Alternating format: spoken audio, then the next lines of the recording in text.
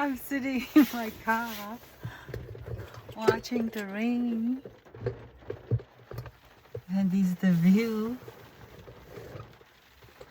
I came to this smaller park. Oh,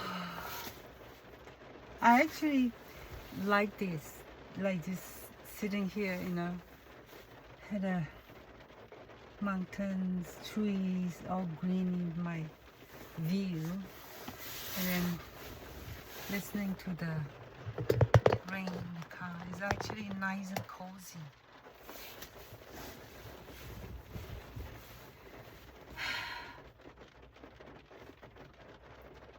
It's actually not, I mean, it was, yeah, it's like coming down quite heavy.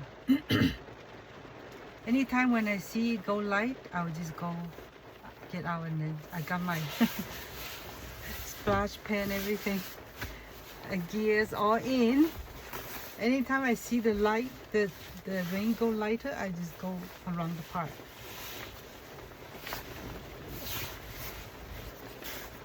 Yesterday I went to the other park, and then when towards the end, I see the rain start a little bit dripping, and I went to the bathroom, and then when I went back to my car, it was pouring like the sky's gonna fell on me. I was just like perfect timing to make it back to the car. Wow. And then it was nice just to hear the roaring on the window. And then I stay about another half hour in the car just listening to the rain. And I went to my gym to do the hot sauna. I think today I'm gonna be, but I probably go to the, depending if I get some walk in here. If not much, probably not much of a walk. And then I'll just go to the gym again, and then just do hot sauna again. Well, it's been quite a morning. I made it to my dentist. Yeah, I had to get on my routine. I cannot be lazy. I don't have my nap after breakfast. After breakfast, I go right away, have tea, and then do my stuff, and then I hit the road at about 9 o'clock-ish. Because I'm against traffic, so I make it on time to the dentist. And ever since I have this Medi-Cal for my healthcare and dental, this is the first time I actually went to these appointed dental facility with the Medi-Cal.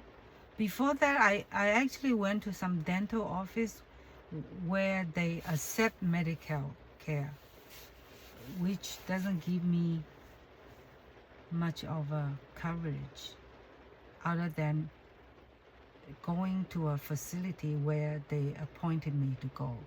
I mean, there's two places. One here in downtown San Jose and one in East San Jose. I actually got the one. It took me 3 months to get an appointment. I went to these Ellen Rock, East San Jose one. Actually, this one I've never been to. The one in downtown I've never been, but because I was in that place for a different, I think it's to my past me or whatever, yeah. And then I saw that they also have dental office there, but I never go there. So this one I went is actually, I've never been there. It took me a while to find it, and then it's actually brand new office, like facility. Is quite a big center. I like it. It's right off Island Rock Avenue. And the parking, I was able to find, there's only one spot left, and I took it. And hopefully in the future, parking will be okay. But yeah, I was happy. And then right away, the service actually in a way is nice. It's like very efficient. I didn't have to wait. I just got there and fill out all the form, you know, the first time information stuff. And the nurse speaks like way better English than me. So it's yeah, very everything explained clearly. And then she took a full whole mouth complete oral X-ray is oral exam, and then after that the doctor came and then check out my gum, check out all the whole mouth, and then so it turns out I have one old filling that is like falling. A lot of them fell off, and we have to replace that filling. And then under that filling, there's some kind of, you know, need to get rid of the what do you call? Oh my God, lost my word. So I think anyway, we have to replace it with new filling. And then nurse say it could be because we had to dig out some of the what do you call that? Oh, the words escape me. So I had to dig out some of it, and then she said depending how deep it is, it could be a root canal, but maybe not. But anyway, they're gonna replace that, and then with the finish, she said it's gonna be very sensitive up to a month or so. You see how I feel. If still not good, then probably have to go back and do a root canal.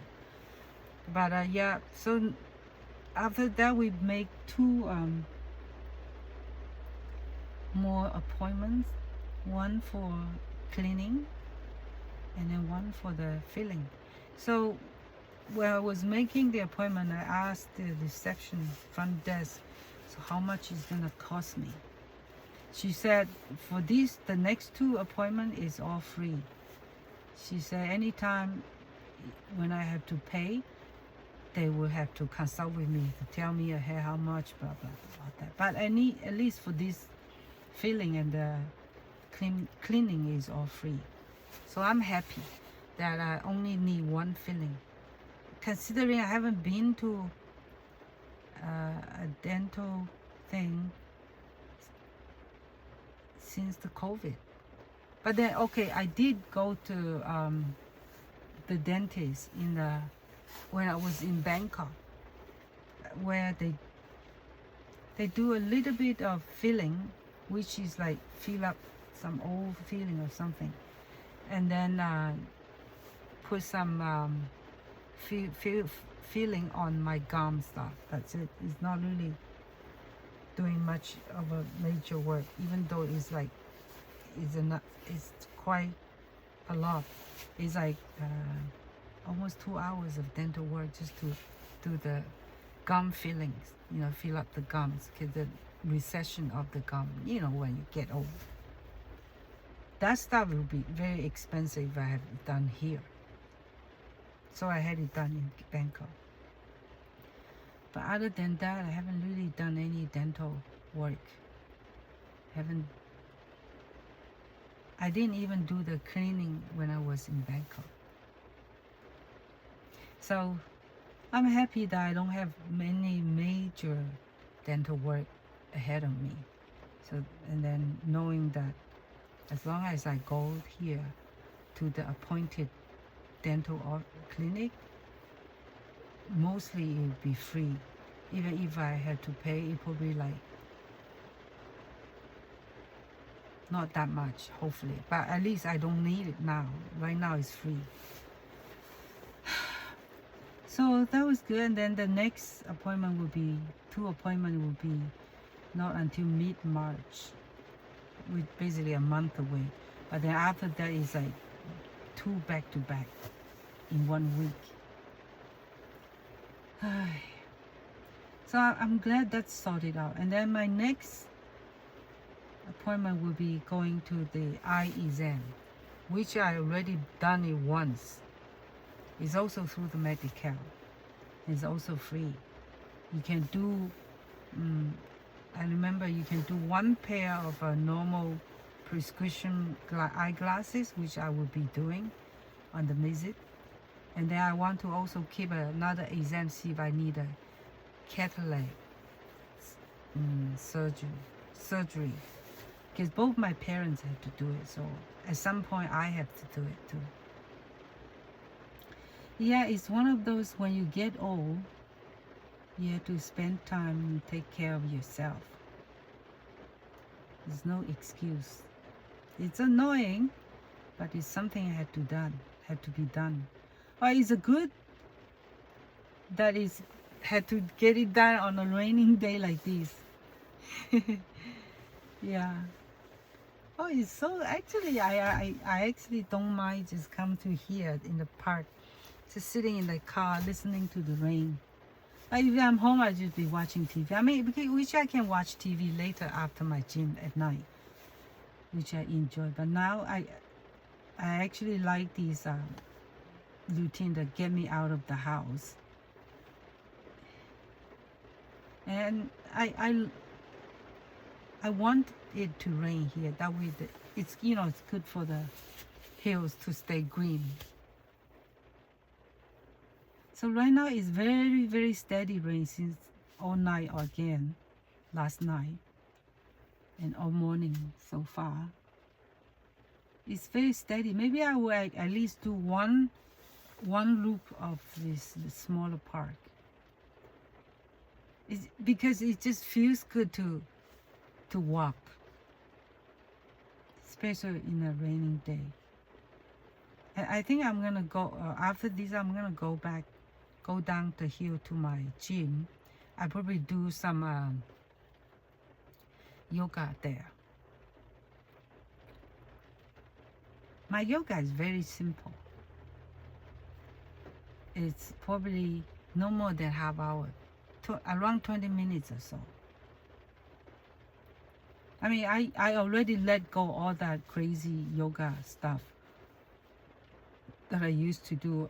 I used to do yoga practice from at least 2 hours to sometimes almost 3 hours, like really hardcore. Yeah, I let that go. I don't need that in my body. It's not sustainable.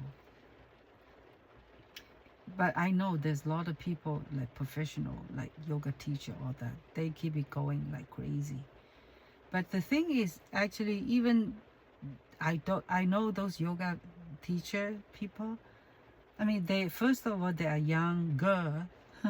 They started very young, all that stuff. Some of them are dancers or cheerleaders, whatever. They do really beautiful yoga, crazy. Yeah. I used to be so envy of them. But I know one thing about the reality of yoga people is, especially the high profile one, like the very popular, famous teachers. What they choose not to talk about is that the pain and aches in their body. They don't want to talk about that because it's not good for the business part. Because they want people to keep following them. If you keep talking about the yoga injury, yes, yoga has injury. But most people choose to believe that yoga is the thing to make you don't feel injured. No pain, nothing. No, that's bullshit. Any body movement can give you injury if you're not doing right, if you're not doing it with a balance. Yoga is a good type of body movement to give you cross training, no matter what body movement you choose to do. Yoga is definitely one of the good ones to give you cross training. Yeah, for example, if you're running, yoga definitely good for you to use it as a cross training. It will help your running better and longer. That seems to be the way to go for any sports. Like if you use yoga as a cross training for any sports, especially like a lot of heavy, for example, soccer, the Europeans, the soccer, because there's so many kicks and runs and the hips get so tight because there's these twists and turn when you're running. Yoga is a great cross training for people who play soccer, or definitely for runners. Yeah, you don't have to be doing serious yoga, but any basic stretch is good for any type of body movement. So I was certified for yoga, and I used to actually go crazy about yoga. I used to go all the way to India, to the source of the yoga. The type of yoga I used to be doing is Mysore yoga, where you do your own practice and the teacher will just go around and adjust you. So that's the type. It's the most physically demanding kind. They have like 4 levels. You can get so addictive to it. That stuff is so crazy, so addictive. I was so addicted to it. I used to be like getting up at 4 o'clock, 5 o'clock, driving through the snow to go to a yoga studio to do yoga. Because you have to start about 6 o'clock, empty stomach, all that. Very challenging. Now thinking about it, I don't know how I went through that. But I was younger. And I remember back then I actually thinking, how these yoga teacher, they usually have to do their yoga practice before they teach, or after, mostly before. So some of them actually get up at 3 o'clock, 2:30 or something, and then do their own practice all by themselves, and then do the classes, teach the class, the group lessons. So I used to tell them, because I was so addictive to studio, where you can practice together with other people, then you absorb each other's energy. Is so much easier. I used to always completely wonder how the yoga teachers can do their practice all by themselves. Anyway, to make long story short, it took me 10 years. I was following some of my teachers for 10 years before I go to India, right? And then the irony is, when I went to India, it was so expensive to do your yoga practice there. The Vatapi Joy Mysore style yoga in his studio is so expensive. I actually practiced Vatapi Joy and his son Sharat, both. I went there 2007, the first time, and then it happened to be the last year that Vatapi Joy was still teaching in the Shala. And after that is all his son or his wife doing it. Or not his wife, his daughter. Anyway. So yeah, after the second year, I decided I go to Mysore, but that is actually where I start to form my self-practice, because I can't afford to practice in the Shala. So I ended up just practice on my own. And then actually sometimes I go to some Shala for free. Why? Because I go there to practice for free because they use me as a guinea pig.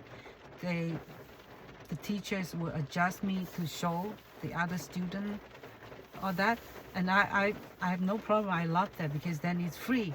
Then I can practice it for free. I do that quite a bit to be a free guinea pig for teachers to show or practice on adjusting on me. Yeah. So that was quite a thing, and that was when I started after 10 years of following to practice in studio where you have to pay. Believe me, none of them are cheap, whether you're in Mysore or in a regular, North American city. Mysore is very expensive. And then when I don't have money, it was the money that forced me to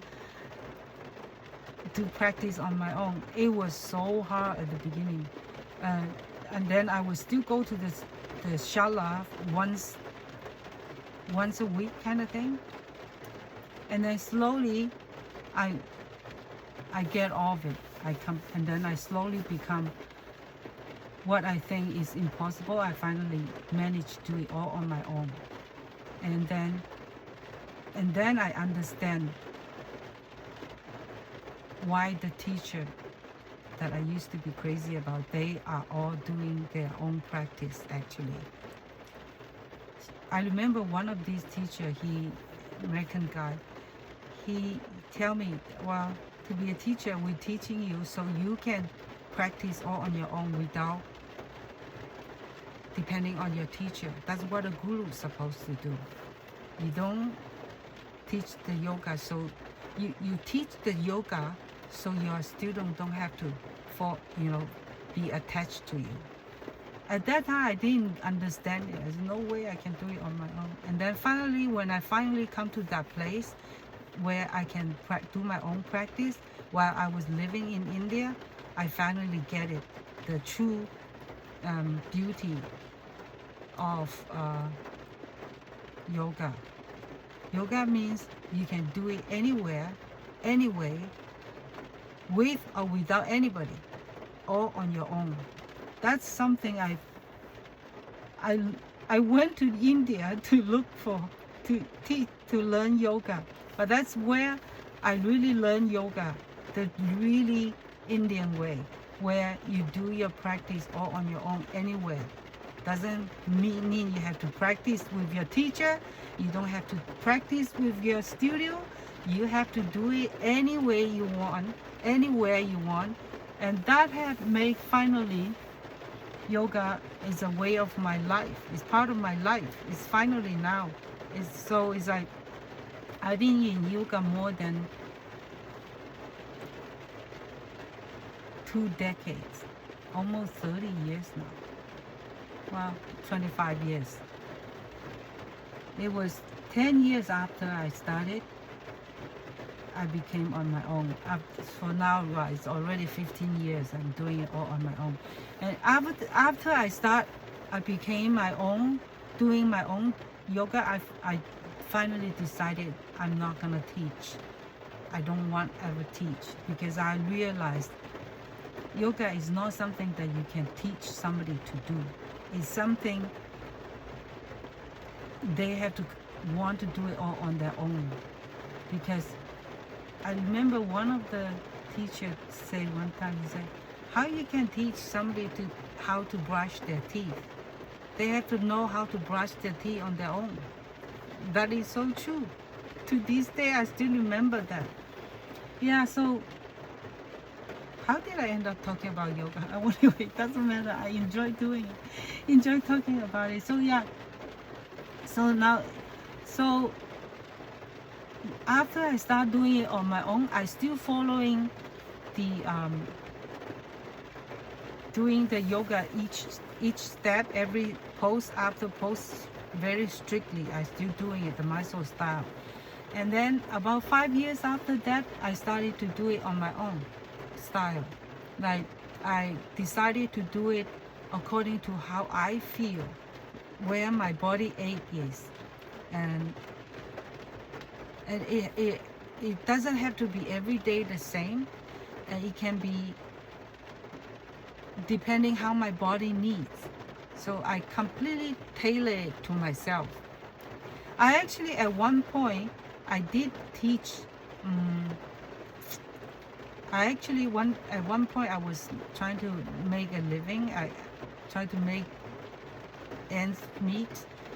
I become a personal assistant to a really senior guy, and then I cook, I clean, I do shopping for him, everything. And he actually asked if I can take him walking, also teach him some breathing and yoga. He's in his 80s, late 80s, mid 80s, I don't remember. I actually come up with a way to teach him how to do yoga on the chair, like not standing, he just sitting on the chair and do it. I basically come up with a routine for him to do it according to his needs. Because he had problem breathing well, because he had to wear the CPAP when he's sleeping. Anyway, yeah, I actually was good enough to come up with a routine to help him do yoga, like 2 or 3 times a week, because I was taking care of him every day back then, that time. So yeah, I learned how to tailor my yoga to myself, and then I have tailored to people according to their needs. That I'm very good at, very specialized at. But I still prefer not to teach somebody. In order for me to teach somebody, I have to know that person well, know what their problem is, know what their lifestyle, what they eat, all that, their medical condition. Otherwise, you don't just go there and teach yoga. That do you no good. Because I remember one time I had a coupon, and I went to a yoga studio for free for 1 week.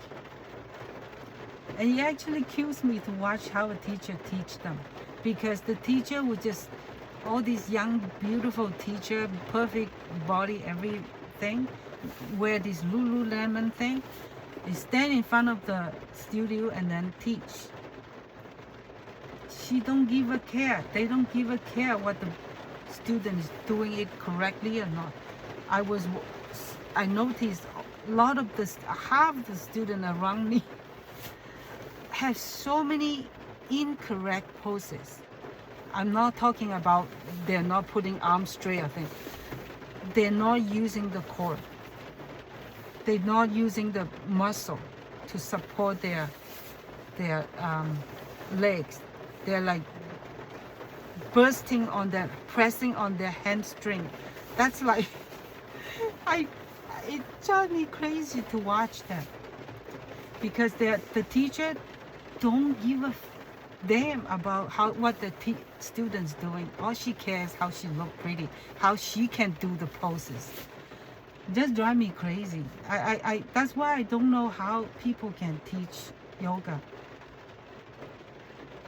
No, I can't do that. I just teach people to damage their own body.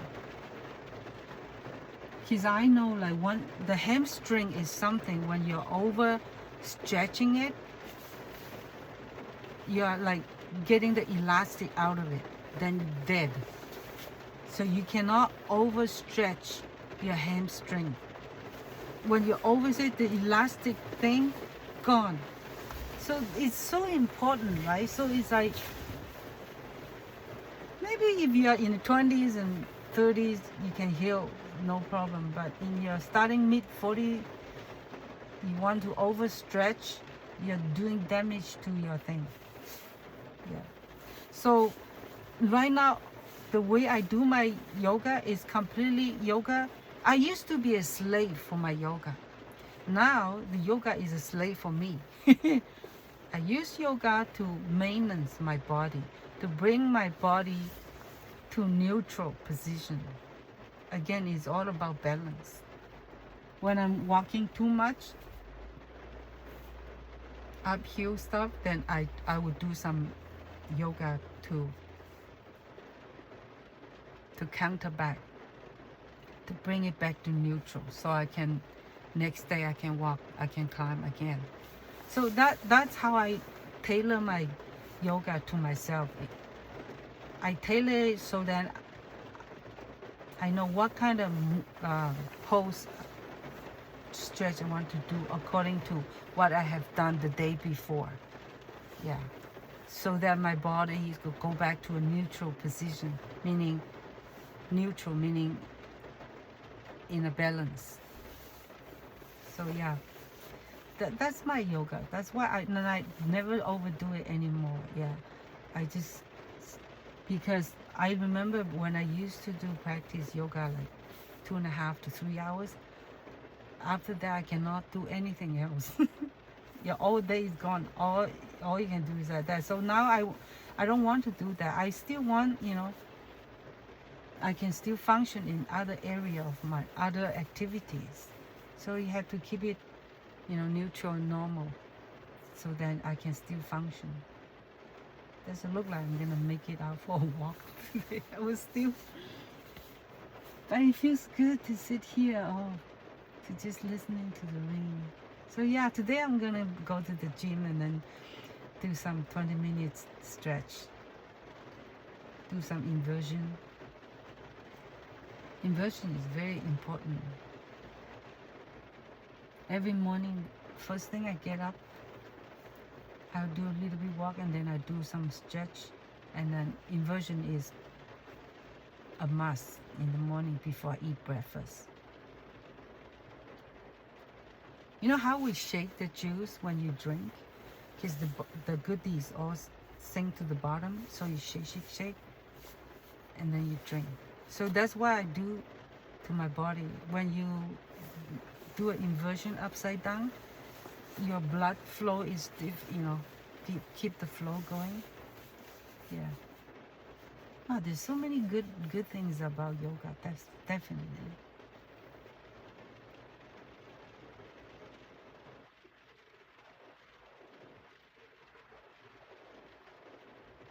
Oh, now the mountains having some mist, like a veil around them.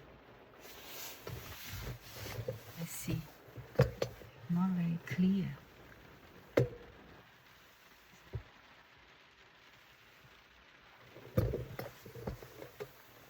I like the views here. I have these redwoods, and then redwoods all around, and then between the redwoods is the rolling green hills. Yeah, so it's like nice.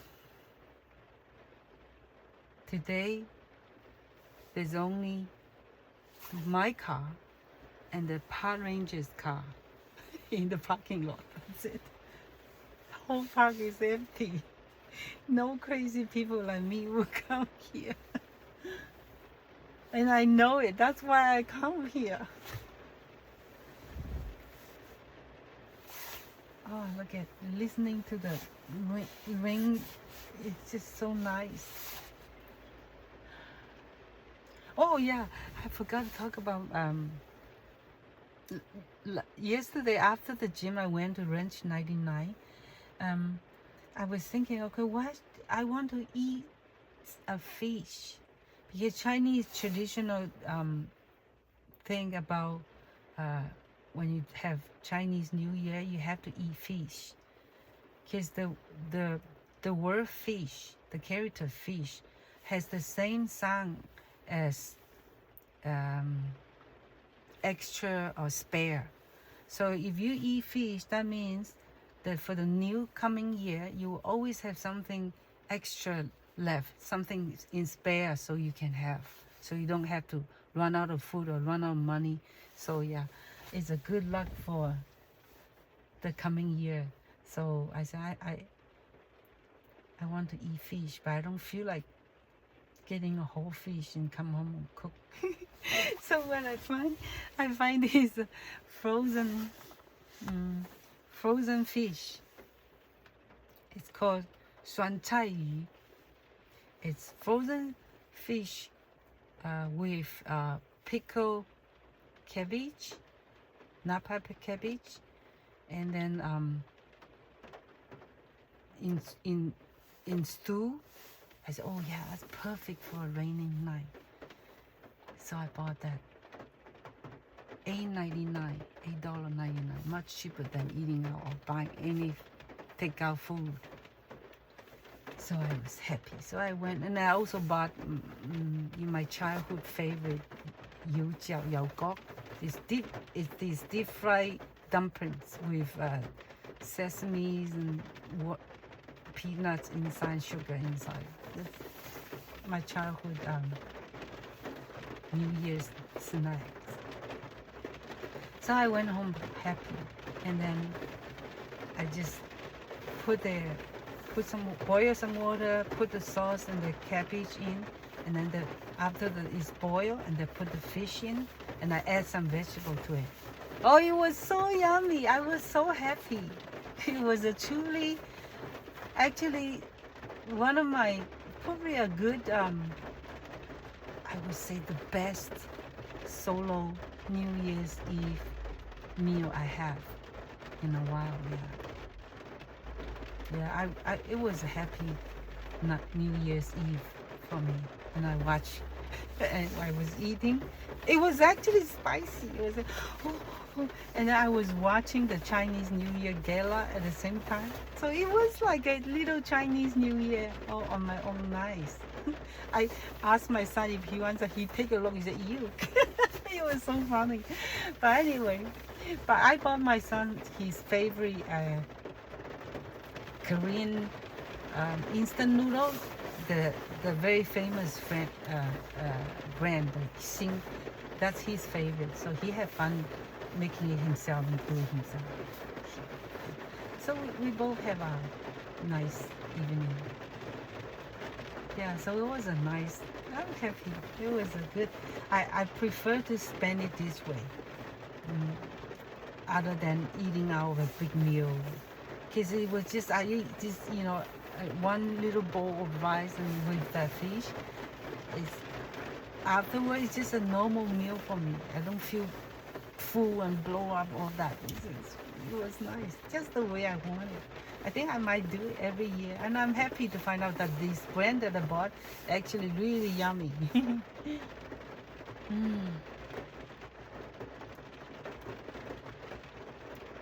So it's a happy Chinese New Year solo. Happy New Year to myself. Happy New Year of horse. Hopefully it will be a jumping happy horse into the new year. 马到成功. Happy Chinese New Year.